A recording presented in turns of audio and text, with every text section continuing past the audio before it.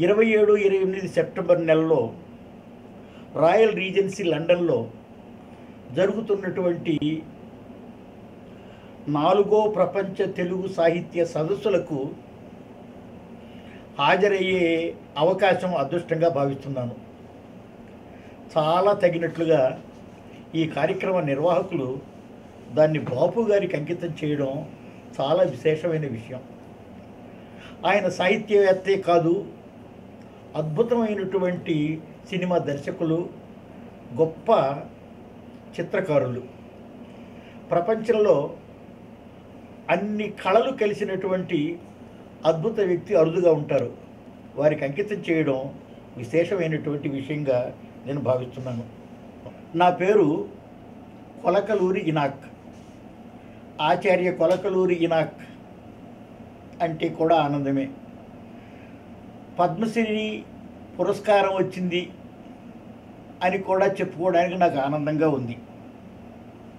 విద్యావేత్తగా, సాహిత్యవేత్తగా, సామాజికవేత్తగా నేను నిర్వహించిన పాత్ర ఈ 75 సంవత్సరాల్లో విశేషమైంది.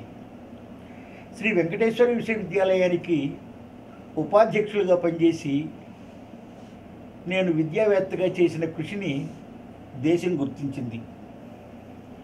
సామాజికవేత్తగా సామాన్యుల పట్ల అనుకంప ఉండి వాళ్ళ అభివృద్ధి, పురోగతి ఆశించేవాడుగా చేసినటువంటి కృషిని మీరందరూ ఎరుగుదురు. సాహిత్యవేత్తగా కథానిక, నవల, నాటకం, విమర్శనం, పరిశోధనం, కవిత్వం చాలా రంగాల్లో చేసినటువంటి కృషి వల్ల ఇన్ని విధాలైనటువంటి ప్రక్రియల్లో తెలుగుని విశేషంగా రాసేటటువంటి శక్తి కలిగి తెలుగు తల్లిని భిన్నమైనటువంటి భాషా రూపాలతో ఆరాధించే అదృష్టం కలిగిన వాడిని నేను. ఇంత విశాల సాహిత్యంలో సామాన్యులు, పీడితులు వాళ్ళ పట్ల అనుకంపతో ఉండడమే కాకుండా సాహిత్యం సామాజిక పరివర్తనకు మూలమవుతుందని, హేతువవుతుందని నమ్ముతూ కృషి చేస్తున్నటువంటి వాడిని. నేను రాయలసీమ జీవితానికి అంకితమైన వ్యక్తిని.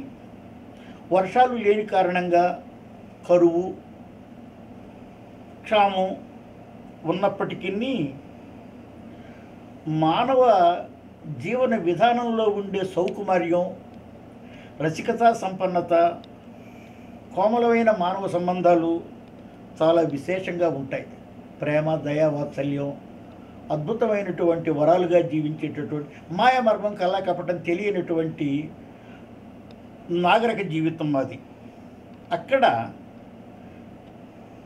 రకరకాల వర్గ వైషమ్యాలు ఉన్నప్పటికీ మనిషికి మనిషికి మధ్య ఉండవలసినటువంటి సంబంధాల్లో ఆత్మీయతకు, అనురాగానికి ఏ రకమైనటువంటి లోపం లేకుండా జీవించే ప్రాంతానికి నేను ప్రతినిధిగా ఉన్నాను.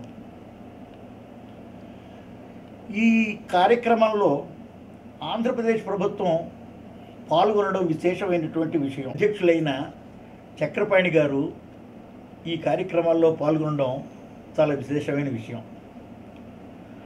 ఆంధ్ర రాష్ట్ర శాసనసభ ఉపసభాపతి మండలి బుద్ధప్రసాద్ గారు ఈ కార్యక్రమంలో పాల్గొంటున్నారు.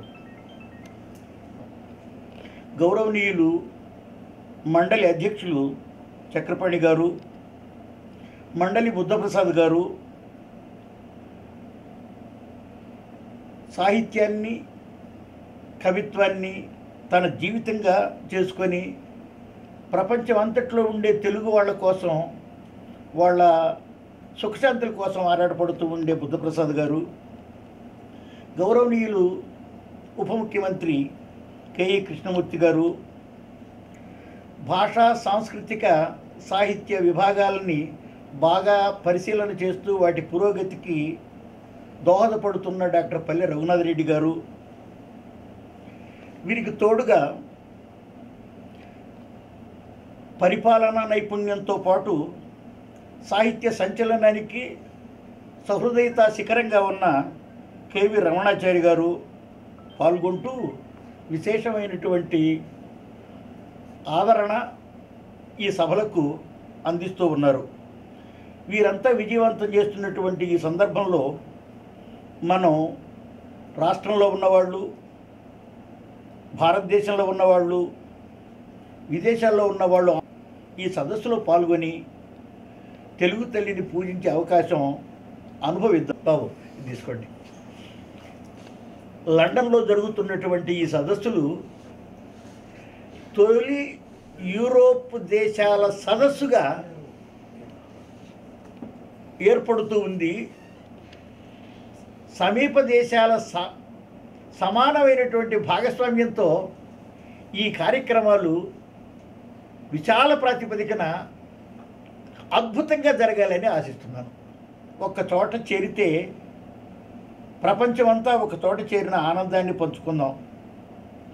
తెలుగు ప్రజల జీవన వైవిధ్యాలను తెలుసుకొని మానవ సంబంధాలను సాహిత్యం ద్వారా, కళల ద్వారా పెంచి పోషించుకుందాం. అరుదైన ఈ సదస్సు సందర్భంలో మనమంతా మన తల్లి, తెలుగు తల్లిని అన్ని విధాల ఆరాధిద్దాం, ప్రేమిద్దాం, పూజిద్దాం. ప్రపంచ ఆంధ్ర సోదరులారా, మీకందరికీ స్వాగతం, నమస్కారం.